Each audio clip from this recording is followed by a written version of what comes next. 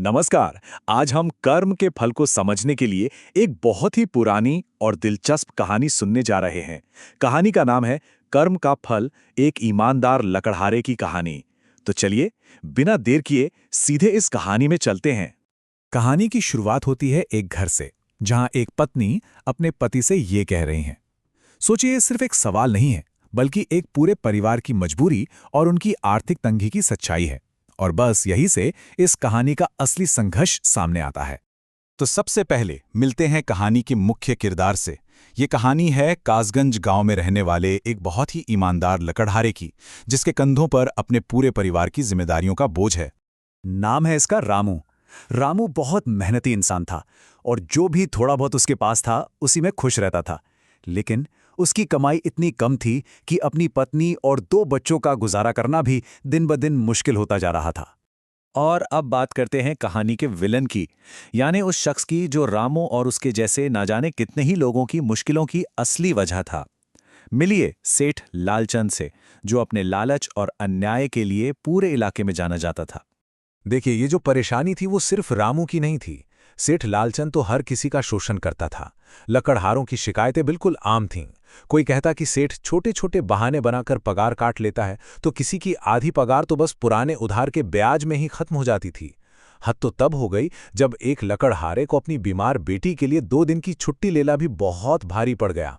मतलब साफ था, सेठ काम दुगना लेता था और पगार आधी देता था। और इस अन्याय का तरीका भी बिल्कुल सीधा था। एक तरफ थे लकड़हारे जो अपनी पूरी ईमानदारी से दिन रात मेहनत करते ताकि घर का किराया दे सकें, बच्चों की फीस भर सकें। और दूसरी तरफ था सेठ और उसके झूठे बहाने, जैसे कि अरे तुमने तो 1 घंटा आराम किया था, या आजकल लकड़ी का बाजार मंदा है, या फिर तुमने छुट्टी ली थी। और इस बार इसका शिकार बना रामू। उससे वादा तो किया गया था महीने के 3,000 रुपए का, लेकिन सेठ ने उसके हाथ में रखे सिर्फ 2,500। और ये तब हुआ जब रामू ने पूरे महीने एक भी छुट्टी नहीं ली थी। जब रामू ने हिम्मत करके अपने पूरे पैसे मांगे, तो सेठ लालचंद ने बड़ी बेरहमी से जवाब दिया, 2,500 ही मिलेंगे तुझे। यहां काम करना है तो कर, वरना कहीं और काम ढूंढ ले। इन शब्दों से पता चलता है कि बेचारे लकड़हारे कितने ज्यादा मजबूर थे। लेकिन कहते हैं ना, जब सारे रास्ते बंद हो जाते हैं तो कोई चमत्कारी रास्ता खुलता है। घर का खर्च पूरा करने के लिए जब रामू और ज्यादा काम खोजने निकला, तो उसके साथ कुछ ऐसा हुआ जिसने उसकी पूरी जिंदगी ही बदल दी। हुआ ये कि काम ढूंढते ढूंढते जंगल में अचानक उस पर भैंसों के एक झुंड ने हमला कर दिया। अब अपनी जान बचाने के लिए रामू बेतहाशा भागा और पास में दिख रही एक गुफा के अंदर जाके छुप गया। जब खतरा टल गया और रामू गुफा से बाहर आया, तो वो हैरान रह गया। अरे, ये तो कोई जानी पहचानी जगह थी ही नहीं। वो खुद से ही पूछने लगा, पर ये मैं कहाँ आ गया? गुफा के अंधेरे में उसकी नजर एक अजीब सी टोकरी पर पड़ी। वो जैसे ही उसे उठाने के लिए आगे बढ़ा, एक भारी आवाज गूंजी, रुक जाओ, इसे छूने की कोशिश भी मत करो। वो आवाज एक जिन की थी, जो न जाने कितनी सदियों से उस गुफा की रखवाली कर रहा था। उस जिन में एक खासियत थी, वो एक ही नजर में किसी भी इंसान के दिल के अंदर झांक सकता था, उसका पूरा अतीत देख सकता था। उसने रामू को देखते ही पहचान लिया कि ये एक नेक और साफ दिल का इंसान है। जिन समझ गया कि रामू का इस पवित्र गुफा में आना कोई महज इत्तेफाक नहीं था। जिन ने रामू को बताया कि वो टोकरी अब उसकी हुई, लेकिन ये कोई ऐसी वैसी टोकरी नहीं थी। इस टोकरी का एक बहुत बड़ा रहस्य था और इसके इस्तेमाल के कुछ बहुत जरूरी नियम भी थे।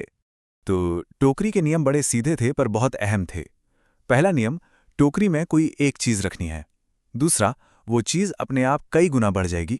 और तीसरा, जो कि सबसे जरूरी था, कि एक बार जो चीज टोकरी में रख दी, उसे फिर कभी बदला नहीं जा सकता। और जाते जाते जिन ने रामू को आखिरी चेतावनी दी। उसने कहा, सोच समझकर, बिना लालच किए इस टोकरी में वही सामान रखना जिसकी तुम्हें सच में जरूरत हो। ये बात इस कहानी का सबसे जरूरी हिस्सा है, जरूरत और लालच के बीच का फर्क। रामू वो टोकरी लेकर अपने घर आ गया। अब असली सवाल ये था कि वो इस जादुई ताकत का इस्तेमाल कैसे करेगा, और यही से उसकी समझदारी और उसके अच्छे कर्मों का सफर शुरू होता है। रामू और उसकी पत्नी ने मिलकर फैसला किया। उन्होंने लालच को अपने ऊपर हावी नहीं होने दिया। सोना, चांदी या पैसे की जगह उन्होंने टोकरी में चंदन की लकड़ी का एक छोटा सा टुकड़ा रखा। उनका इरादा रातों रात अमीर बनना नहीं, बल्कि मेहनत से एक नया व्यापार शुरू करना था। और उनका ये फैसला एकदम सही साबित हुआ। जैसा कि हम यहाँ देख सकते हैं, जहाँ पहले उनकी तनख्वाह ना के बराबर थी, वहीं अब चंदन की लकड़ी बेचकर उनकी आमदनी कई गुना बढ़ गई। उनकी आर्थिक हालत में जमीन आसमान का फर्क आ चुका था। लेकिन कहानी का सबसे खूबसूरत हिस्सा अब आता है।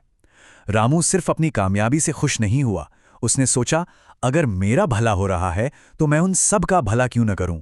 यहां उन सब से उसका मतलब उन दूसरे ईमानदार लकड़हारों से था जो अब भी सेठ लालचंद के यहां मजबूरी में काम कर रहे थे। तो उसने एक पूरा प्लान बनाया। वो बाकी सभी लकड़हारों को ये खुशखबरी देगा, उन्हें सेठ लालचंद का अन्याय भरा काम छोड़ने के लिए कहेगा और सबको अपने नए चंदन के व्यापार में शामिल होने का न्योता देगा।